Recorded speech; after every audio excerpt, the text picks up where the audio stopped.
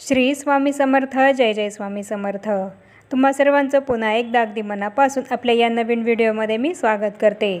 तर सोमवारपासून म्हणजे 2 डिसेंबरपासून अत्यंत पवित्र असा मार्गशीर्ष महिना हा सुरू होत आहे. मार्गशीर्ष महिन्यामध्ये दत्त जयंती, खंडोबाचं नवरात्र आणि तसंच मार्गशीर्ष महिन्यातले गुरुवारसुद्धा येत असतात. आणि म्हणूनच मार्गशीर्ष महिना हा अत्यंत महत्त्वाचा आणि खास असा महिना आहे. या मार्गशीर्ष महिन्यामध्ये सगळ्याच महिला या मार्गशीर्ष महिन्यातल्या गुरुवारी महालक्ष्मीचं व्रत हे करत असतात. यावर्षी मार्गशीर्ष महिन्यातले 4 गुरुवार हे आलेले आहेत. मार्गशीर्ष महिन्यातल्या या गुरुवारी आपण माता लक्ष्मीचं व्रत हे करत असतो.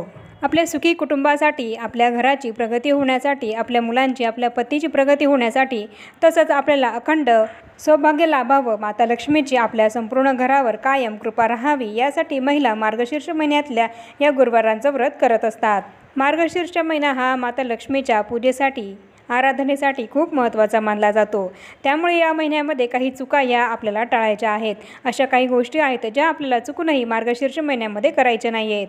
काही महत्त्वाचे नियम आपल्याला पाळायचे आहेत. काही चुकाही आपल्या हातून होणार नाही याची आपल्याला काळजी घ्यायची आहे. एकीकडे जरी तुम्ही या मार्गशीर्ष महिन्यातील गुरुवारांचा उपवास व्रत करत असाल, आणि जर दुसरीकडे तुमच्या हातून या चुका कळत न कळत तुमच्याकडून होत असतील, तर तुम्हाला या गुरुवारांचं, या मार्गशीर्ष महिन्यातल्या केलेल्या उपवासाचं फळ हे मिळणार नाही. त्यामुळे या चुका तुम्हाला टाळायच्या आहेत. हे काही महत्त्वाचे नियम आपल्याला सर्वांना या मार्गशीर्ष महिन्यामध्ये, संपूर्ण मार्गशीर्ष महिन्यात पाळायचे आहेत. तर कोणते नियम आपल्याला या मार्गशीर्ष महिन्यामध्ये पाळायचे आहेत, कोणत्या चुका या महिन्यात करायच्या नाही आहेत, याबद्दल संपूर्ण माहिती मी तुम्हाला आपल्या आजच्या व्हिडिओमध्ये देणार आहे. त्यामुळे ही अत्यंत महत्त्वपूर्ण माहिती जाणून घेण्यासाठी हा व्हिडिओ कुठेही स्किप न करता शेवटपर्यंत नक्की बघा. म्हणजे तुम्हाला काय चुका टाळायच्या आहेत, कोणत्या गोष्टींचे कोणते नियम हे आपल्याला पाळायचे आहेत, याबद्दल संपूर्ण माहिती मिळेल. आणि याआधी जर तुमच्या हातून या चुका घडल्या असतील तर इथून पुढे या चुका तुमच्या हातून होणार नाही आणि देवी लक्ष्मी मातेचा अखंड कृपाशीर्वाद हा तुम्हाला प्राप्त होईल. सर्वात महत्त्वाचं म्हणजे जर तुम्ही याआधी या मार्गशीर्ष महिन्यातील गुरुवारांचं व्रत हे उपवास हा केला नसेल तर आता यावर्षी तुम्ही हा उपवास नक्की करा. मार्गशीर्ष महिन्यातलं हे गुरुवारचं व्रत नक्की करा. यामुळे देवी लक्ष्मीचा अखंड आशीर्वाद हा तुम्हाला प्राप्त होईल. आता बऱ्याच जणांचा असा प्रश्न असतो की काही कारणास्तव आम्हाला मार्गशीर्ष महिन्यातल्या गुरुवारांचं व्रत करायचं आहे, पण उपवास हा करणं आम्हाला शक्य होत नाही. मग अशा वेळेस आम्ही मार्गशीर्ष महिन्यातल्या गुरुवारी फक्त या व्रताची पूजा मांडणी करू शकतो का? तर हो, तुमच्याकडनं जर गुरुवारचा उपवास होत नसेल तर तुम्ही फक्त पूजा मांडणी करून देवी लक्ष्मी मातेची पूजा ही मार्गशीर्ष महिन्यातल्या या गुरुवारी करू शकतात. जर तुम्हाला काही गोळ्या औषधी सुरू असतील किंवा तुम्हाला उपवास करणं शक्य नसेल, तुमच्या तब्येतीला उपवास करणं झेपत नसेल, तर तुम्ही उपवास न करतासुद्धा या व्रताची पूजा मांडणीही करू शकतात. पण ज्यांना उपवास करणं शक्य असेल तर त्यांनी उपवास हा नक्की करावा आणि पूजा मांडणीसुद्धा नक्की करावी. मार्गशीर्ष महिन्यामध्ये माता लक्ष्मीचा प्रभाव हा आपल्या आजूबाजूला खूप मोठ्या प्रमाणात झालेला असतो. त्यामुळे या महिन्यामध्ये माता लक्ष्मी ही आपल्या प्रत्येकाच्या घरामध्ये सूक्ष्म रूपामध्ये वास करते. आणि अशा वेळेस जर आपण मार्गशीर्ष महिन्यातल्या गुरुवारांचं व्रत केलं नाही, उपवास केला नाही आणि तसंच काही चुका जर आपल्या हातून घडल्या तर यामुळे त्याचा आपल्या आयुष्यावर विपरीत परिणाम हा होऊ शकतो. आपल्याला या गोष्टीचा त्रास होऊ शकतो. देवी लक्ष्मीला प्रसन्न करून घेण्यासाठी आणि तिचा कृपाशीर्वाद हा आपल्या घरावर कायम राहावा यासाठी मार्गशीर्ष महिना हा अत्यंत महत्त्वाचा आहे. आणि म्हणूनच या महिन्यामध्ये काही महत्त्वाच्या गोष्टी या आपल्याला पाळायच्या आहेत. भलेही मग तुम्ही मार्गशीर्ष महिन्यातल्या गुरुवारांचं व्रत, उपवास करा किंवा नका करू, पण या चुका ज्या आहेत तर त्या तुम्हाला सर्वांना टाळायच्या आहेत. या चुका टाळल्याने, हे नियम पाळल्याने तुम्ही जरी माता लक्ष्मीच्या गुरुवारांचं व्रत, उपवास केला किंवा नाही केला तरीसुद्धा देवी लक्ष्मीचा आशीर्वाद हा तुम्हाला प्राप्त होईल. आपल्या घराची भरभराट व्हावी, आपल्या घरामध्ये बरकत राहावी, धनधान्य समृद्धी आपल्या घरात कायम राहावं, सुख, शांती, समृद्धी, ऐश्वर्य, उत्तम आयुरारोग्य हे आपल्या घरातील प्रत्येक व्यक्तीला प्राप्त व्हावं, यासाठी आपण मार्गशीर्ष महिन्यातल्या या गुरुवारांचं व्रत करत असतो. आणि यासोबतच या संपूर्ण मार्गशीर्ष महिन्यामध्ये आपल्याला काही महत्त्वाचे नियम हे पाळायचे आहेत आणि काही चुका या टाळायच्या आहेत. तर या संपूर्ण मार्गशीर्ष महिन्यामध्ये आपल्याला आपल्या आंघोळीच्या पाण्यामध्ये चिमूटभर हळद किंवा गंगाजल तुमच्याकडे असेल तर ते तुम्हाला तुमच्या आंघोळीच्या पाण्यामध्ये टाकायचं आहे. किंवा जर पंचगव्य तुमच्याकडे असेल तर ते पंचगव्यसुद्धा तुम्हाला तुमच्या आंघोळीच्या पाण्यामध्ये टाकायचं आहे आणि त्या पाण्याने आंघोळ करायची आहे. आपल्या घरातील लहान मुलं असो किंवा मोठी माणसं सगळ्यांनाच या मार्गशीर्ष महिन्यामध्ये संपूर्ण महिनाभर आंघोळीच्या पाण्यामध्ये गंगाजल, हळद किंवा पंचगव्य टाकून त्या पाण्याने आंघोळ करायची आहे। यामुळे आपलं मन आणि शरीर हे दोन्हीही शुद्ध होत असतं। जर तुम्हाला संपूर्ण महिनाभर करता येत नसेल तर निदान गुरुवारी तरी तुम्ही तुमच्या आंघोळीच्या पाण्यामध्ये चिमूटभर हळद, गंगाजल किंवा पंचगव्य हे नक्की टाका। त्याचप्रमाणे आपल्या मुख्य प्रवेशद्वाराच्या उंबरठ्याला सुद्धा हळदीचं लेपन हे आपल्याला या महिन्यामध्ये जरूर करायचं आहे। महिनाभर तुम्हाला शक्य नसेल तर दर गुरुवारी तरी हळदीचं लेपन हे आपल्या मुख्य उंबरठ्याला नक्की करा, कारण हळद ही माता लक्ष्मीला अत्यंत प्रिय आहे आणि हळद ही माता लक्ष्मीला आपल्या घराकडे आकर्षित करत असते। तसंच आपलं मुख्य प्रवेशद्वार हे सुद्धा आपल्याला या महिन्यामध्ये स्वच्छ ठेवायचं आहे, कारण देवी लक्ष्मी माता ही आपल्या घरामध्ये या प्रवेशद्वारातूनच येत असते। त्यामुळे हळदीचं लेपन हे सुद्धा आपल्याला उंबरठ्याला करायचं आहे आणि तसंच आपलं मुख्य प्रवेशद्वार हे सुद्धा आपल्याला स्वच्छ साफ ठेवायचं आहे। आणि त्याचप्रमाणे दर गुरुवारी आपल्याला आपल्या मुख्य प्रवेशद्वाराला आंब्याच्या पानांचं तोरण, झेंडूच्या फुलांचा हार हा लावायचा आहे। यामुळे कुठलीही नकारात्मक शक्ती ही आपल्या घरामध्ये प्रवेश करत नाही आणि देवी लक्ष्मी ही आपल्या घरामध्ये येते। आणि म्हणूनच दररोज जरी शक्य नसेल तर फक्त गुरुवारी जरी तुम्ही तुमच्या मुख्य प्रवेशद्वाराला आंब्याच्या पानांचं तोरण लावाल तर अतिशय उत्तम। तसंच एक छान आणि छोटीशी का होईना रांगोळीसुद्धा तुम्ही तुमच्या मुख्य प्रवेशद्वाराच्या बाहेर जरूर काढा। लक्ष्मीची पावलं ही सुद्धा नक्की काढा। आणि पुढची महत्त्वाची चूक आहे ती आपल्याला या मार्गशीर्ष महिन्यामध्ये टाळायची आहे, ती म्हणजे या संपूर्ण मार्गशीर्ष महिन्यामध्ये आपल्याला आपल्या घरामध्ये मांसाहार हा चुकूनही करायचा नाही आहे। ज्याप्रमाणे आपण श्रावण महिन्यामध्ये मांसाहार हा करत नाही, त्याचप्रमाणे मार्गशीर्ष महिन्यामध्ये सुद्धा आपल्याला मांसाहार हा टाळायचा आहे। मग भलेही तुमच्या घरामध्ये मार्गशीर्ष महिन्यातल्या या गुरुवारांचं व्रत होत असेल किंवा नसेल, मार्गशीर्ष महिन्यातल्या या गुरुवारांचा उपवास तुम्ही करत असाल किंवा नसाल, तरीसुद्धा तुम्हाला या संपूर्ण मार्गशीर्ष महिन्यामध्ये मांसाहार हा चुकूनही करायचा नाही आहे। असं नाही की फक्त मार्गशीर्ष महिन्यातल्या या गुरुवारीच मांसाहार हा करायचा नाही आहे, तर संपूर्ण मार्गशीर्ष महिनाभर आपल्याला मांसाहार हा करायचा नाही आहे। तुमच्या घरामध्ये जर एखादी व्यक्ती ही मांसाहार करणारी असेल तर तिला तुम्ही समजावून सांगायचं आहे की हा महिना किती महत्त्वाचा आहे आणि या महिन्यामध्ये मांसाहार हा त्यांनासुद्धा तुम्ही करायला द्यायचा नाही आहे। तुम्ही त्यांना विनंती करायची आहे की या महिन्यामध्ये आपण आपल्या घरामध्ये मांसाहार हा करायचा नाही आहे। तुमचं म्हणणं जर त्यांनी ऐकलं तर अतिशय उत्तम, नाही तर व्रत करणाऱ्या महिलेने तरी या महिनाभर मार्गशीर्ष महिन्यामध्ये मांसाहार हा चुकूनही करायचा नाही आहे। तुम्ही तरी हा नियम नक्कीच पाळायचा आहे। पण शक्य झाल्यास सगळ्यांनी मांसाहार हा या महिन्यामध्ये बंदच ठेवायचा आहे। त्याचप्रमाणे महत्त्वाचा नियम तो म्हणजे या मार्गशीर्ष महिन्यातल्या गुरुवारांची पूजा करताना तुम्हाला काळे वस्त्र हे चुकूनही परिधान करायचे नाही आहेत। काळे कपडे घालून मार्गशीर्ष महिन्यातील गुरुवारी आपल्याला माता लक्ष्मीची पूजा ही चुकूनही करायची नाही आहे।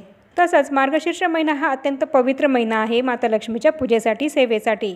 त्यामुळे या महिन्यातल्या गुरुवारी, मार्गशीर्ष महिन्यातल्या या गुरुवारी महालक्ष्मीची पूजा करताना प्रत्येक महिलेने स्वच्छ अशी साडी नेसूनच महालक्ष्मी मातेची पूजा करायची आहे। आपल्या कपाळाला कुंकू लावायचं आहे आणि आपल्या हातामध्ये 2-2 का होईना काचेच्या बांगड्या घालूनच माता लक्ष्मीची पूजा करायची आहे।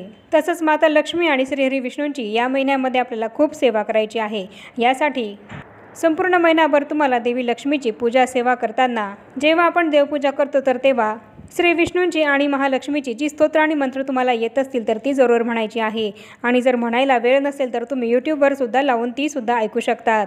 यामुळे सुद्धा आपल्या घरामध्ये सकारात्मक वातावरण हे निर्माण होतं आणि देवी लक्ष्मीचा आशीर्वाद हा आपल्याला प्राप्त होतो। म्हणूनच या महिन्यामध्ये आपल्याला रोज सकाळी, संध्याकाळी किंवा तुम्हाला जमेल त्या वेळेमध्ये माता लक्ष्मी आणि श्रीहरी विष्णूंचे स्तोत्र आणि मंत्र हे मोबाईलवर यूट्यूबला लावून द्यायचे आहे आणि ते घरातील सर्वांनी ऐकायचे सुद्धा आहेत। आपल्या घरातील प्रत्येकाच्या व्यक्तीच्या मनावर यामुळे सकारात्मक परिणाम हा होत असतो। त्याचप्रमाणे या मार्गशीर्ष महिन्यामध्ये आपलं घरसुद्धा आपल्याला नेहमी स्वच्छ ठेवायचं आहे। आपलं किचनसुद्धा आपल्याला स्वच्छ ठेवायचं आहे, कारण जिथे स्वच्छता असते तिथेच माता लक्ष्मीही नांदत असते। त्यामुळे या महिन्यात आपल्या घरामध्ये कुठेही पसारा होणार नाही, कुठेही कचरा साठणार नाही याची आपल्याला काळजी घ्यायची आहे। तसंच देवपूजासुद्धा ही आपल्याला रोज करायची आहे आणि तसंच तुळशी मातेची सुद्धा या संपूर्ण महिनाभर आपल्याला पूजा करायची आहे आणि तुळशी मातेजवळ सुद्धा आपल्याला रोज संध्याकाळी न चुकता शुद्ध गाईच्या तुपाचा दिवा हा लावायचा आहे। त्याचप्रमाणे दर गुरुवारी आपल्याला अखंड दिवा हा सकाळपासून तर संध्याकाळपर्यंत तेवत राहील असा अखंड दिवा हा लावायचा आहे। आपल्या देवघरामध्ये किंवा आपण पूजेची मांडणी करू तिथे असा दिवा लावायचा आहे। मग तुम्ही हा दिवा तेलाचा किंवा तुपाचा लावला तरीसुद्धा चालेल। तसंच आपल्या मुख्य प्रवेशद्वाराच्या बाहेरसुद्धा मार्गशीर्ष महिन्यामध्ये अगदी रोज आपल्याला एक दिवा हा प्रज्वलित करून लावायचा आहे आणि हा दिवा आपल्याला संध्याकाळी लावायचा आहे। आणि रोज शक्य नसेल तर दर गुरुवारी तरी हा दिवा तुम्ही नक्की लावा। मी तर तुम्हाला सांगेल की हा दिवा तुम्ही फक्त मार्गशीर्ष महिनाभर न लावता नेहमी वर्षभर दररोज हा लावला तरीसुद्धा चालेल. पण जर तुम्हाला इतर वेळेस शक्य नसेल तर मार्गशीर्ष महिन्यामध्ये किंवा मार्गशीर्ष महिन्यातल्या गुरुवारी तरी हा दिवा तुम्ही नक्की लावा. आपण जेव्हा दिवाबत्ती करतो तर तेव्हा असा हा दिवा आपल्याला आपल्या मुख्य प्रवेशद्वाराच्या बाहेर लावायचा आहे आणि संध्याकाळच्या वेळेस आपल्या मुख्य प्रवेशद्वाराच्या बाहेर या महिन्यामध्ये तुम्ही चुकूनही अंधार ठेवू नका. संध्याकाळी थोडा वेळ का होईना मुख्य प्रवेशद्वाराच्या बाहेर एक लाईटसुद्धा आपल्याला लावायचा आहे. अंधार हा चुकूनही आपल्या मुख्य प्रवेशद्वाराच्या बाहेर आपल्याला ठेवायचा नाही आहे. कारण संध्याकाळची वेळ ही माता लक्ष्मी आपल्या घरामध्ये प्रवेश करण्याची वेळ असते आणि यावेळेस जर तुमच्या मुख्य प्रवेशद्वाराच्या बाहेर अंधार हा दिसला तर देवी लक्ष्मी माता ही तुमच्या घरामध्ये येणार नाही, ती प्रवेश करणार नाही. आणि या उलट जर उजेड दिसला तर ती त्या उजेडाने तुमच्या घरामध्ये प्रवेश करेल. आणि तसंच संध्याकाळच्या वेळेस तुम्हाला थोडा वेळ का होईना मुख्य प्रवेशद्वार हे जर उघडं ठेवता आलं तर ते तुम्हाला जरूर उघडं ठेवायचं आहे. दररोज जरी शक्य नसेल तर गुरुवारी तरी तुम्ही तुमचं मुख्य प्रवेशद्वार हे संध्याकाळी थोडा वेळ उघडंच ठेवा. त्याचप्रमाणे दर गुरुवारी तुम्हाला तुमच्याकडे जर श्रीयंत्र असेल तर त्या श्रीयंत्रावर कुंकुमार्चन हे करायचं आहे. आणि जर तुमच्याकडे श्रीयंत्र नसेल तर तुम्ही ते या मार्गशीर्ष महिन्यामध्ये तुमच्या घरी आणायचं आहे आणि गुरुवारी त्याची स्थापना करायची आहे आणि त्यावर कुंकुमार्चनची सेवासुद्धा जरूर करायची आहे. त्याचप्रमाणे या संपूर्ण मार्गशीर्ष महिन्यामध्ये कुठल्याही स्त्रीला दुखवू नका, कुठल्याही स्त्रीचा अनादर करू नका. प्रत्येक महिलेला, मग ती आपल्या घरातली असो किंवा बाहेरची असो, तिचा आदर करा, तिचा सन्मान करा. तसंच या महिन्यामध्ये कोणाला फसवू नका, कोणाशी खोटंसुद्धा बोलू नका, कोणाबद्दलही वाईट विचार करू नका. त्याचप्रमाणे आपल्या घरामध्ये असलेल्या स्त्रीला किंवा मुलीलासुद्धा चुकूनही अपशब्द बोलू नका, तिचा अपमान करू नका.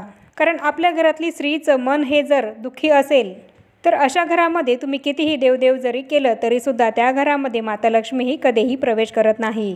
कारण जर तुम्ही सतत तुमच्या घरातील स्त्रियांचा अपमान करत असाल, स्त्रियांना अपशब्द बोलत असाल, तिला सन्मानपूर्वक वागणूक देत नसाल तर अशा घरामध्ये देवी लक्ष्मी ही कधीच येत नाही. मग जरी तुम्ही कितीही पैसा कमवला तरी तो सुद्धा तुमच्या घरामध्ये टिकत नाही. कारण जर तुम्ही तुमच्या घरातल्या लक्ष्मीलाच मान देत नसाल तर ही गोष्टसुद्धा देवी लक्ष्मीला आवडत नाही. त्यामुळे तुमच्या घरातल्या प्रत्येक स्त्रीचा, मुलीचा हा सन्मान करा, त्यांचा अपमान करू नका. मग ती तुमची पत्नी असो, मुलगी असो, आई असो किंवा इतर कोणीही असो. तसंच आपल्या घरातलं वातावरण हे शांततापूर्ण ठेवा. चुकूनही वादविवाद, कलह, भांडणं या महिन्यामध्ये आपल्या घरामध्ये करू नका. त्याचप्रमाणे या संपूर्ण मार्गशीर्ष महिन्यामध्ये कोणालाही उसने पैसे देऊ नका किंवा कोणाकडेही उसने पैसे मागू नका. पण जर खरंच एखाद्या गरजूला पैशांची गरज असेल, एखाद्याला जर काही हॉस्पिटल संबंधित काम असेल तर त्यांना खरंच गरज आहे असं बघून तुम्ही त्यांना मदत करू शकतात. पण ज्यांना नेहमी तुम्ही पैसे उसने देतात आणि गरज नसतानाही जर तुमच्याकडे कोणी या महिन्यामध्ये पैसे उसने मागत असतील तर ते तुम्ही त्यांना चुकूनही देऊ नका. पण ज्यांना खरंच गरज आहे त्यांना तुम्ही खरंच त्यांची गरज ओळखून मदत करा. गरज असेल तरच मदत करा, नाहीतर असे उसने पैसे कोणालाही देऊ नका. आणि संध्याकाळी तर असे पैसे कोणालाही चुकूनही देऊ नका.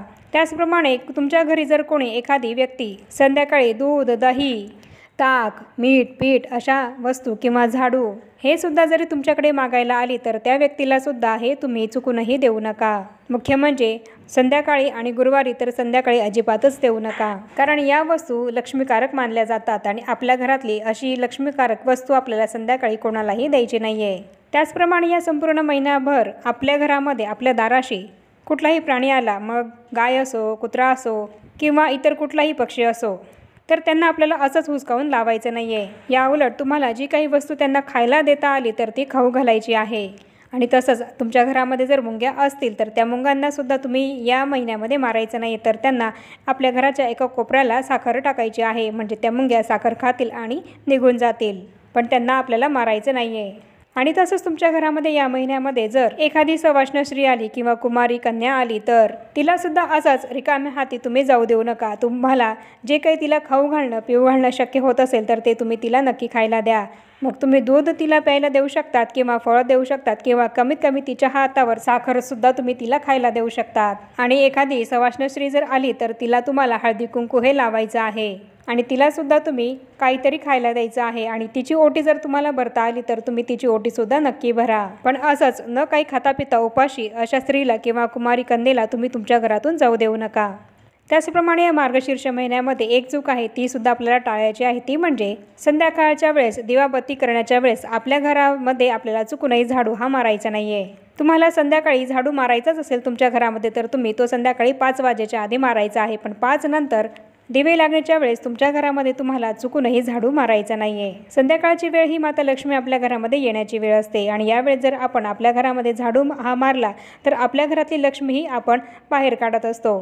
त्यामुळे या वेळेत तुम्ही झाडू हा चुकूनही मारू नका। तसंच दर गुरुवारी सुद्धा झाडू मारल्यानंतर आपल्या घरातला कचरा हा बाहेर फेकून न देता तो एका पिशवीमध्ये आपल्याला बांधून ठेवायचा आहे एका कोपऱ्याला, पण चुकूनही तो आपल्या घराच्या बाहेर आपल्याला फेकून द्यायचा नाहीये, कारण आपल्या घरातला कचरा हा सुद्धा आपल्या घरातली लक्ष्मीच असते। त्यामुळे गुरुवारी आपल्या घरातली लक्ष्मी ही आपल्याला आपल्या घराच्या बाहेर चुकूनही काढायची नाहीये। म्हणूनच गुरुवारी घर झाडल्यानंतर आपल्या घरातला कचरा हा आपल्याला बाहेर फेकून न देता तो एका पिशवीमध्ये एका कोपऱ्याला बांधून ठेवायचा आहे। मग हा कचरा तुम्ही दुसऱ्या दिवशी तुमच्या घराच्या बाहेर टाकू शकतात। त्याचप्रमाणे या महिन्यामध्ये चामड्याच्या वस्तूसुद्धा आपल्याला वापरायच्या नाही आहेत। ज्याप्रमाणे मांसाहार हा आपल्याला कडकडीत बंद ठेवायचा आहे, तसंच चामड्याच्या वस्तूसुद्धा आपल्याला चुकूनही वापरायच्या नाही आहेत, कारण चामड्याच्या वस्तू यासुद्धा जनावरांच्या कातड्यापासून बनलेल्या असतात आणि म्हणूनच या वस्तू आपल्याला या महिन्यात वापरायच्या नाही आहेत। त्याचप्रमाणे बऱ्याच जणांचा प्रश्न असा असतो की गुरुवार आहे, मग आम्ही केस धुवायचे का, आपल्या घरातली फरशी लादी ही पुसायची का, असे सुद्धा प्रश्न बऱ्याच जणांच्या मनामध्ये असतात। तर मग बघा, मार्गशीर्ष महिन्यातल्या कुठल्याही गुरुवारी आपण केस हे धुवायचे नाही आहेत, तसंच आपल्या घरातली लादी ही सुद्धा आपल्याला या दिवशी चुकूनही पुसायची नाही आहे। मग मार्गशीर्ष महिन्यातल्या गुरुवारांचं व्रत तुम्ही करणार असाल तर गुरुवारच्या आधीच म्हणजे बुधवारी तुम्हाला तुमचे केस हे धुवायचे आहेत, पण गुरुवारी चुकूनही तुम्ही केस धुवू नका। आणि तसंच तुम्ही जिथे पूजेची मांडणी करणार असाल तर तिथे तुम्हाला थोडंसं गोमित्र शिंपडायचं आहे आणि तेवढीच जागा तुम्हाला पुसून घ्यायची आहे।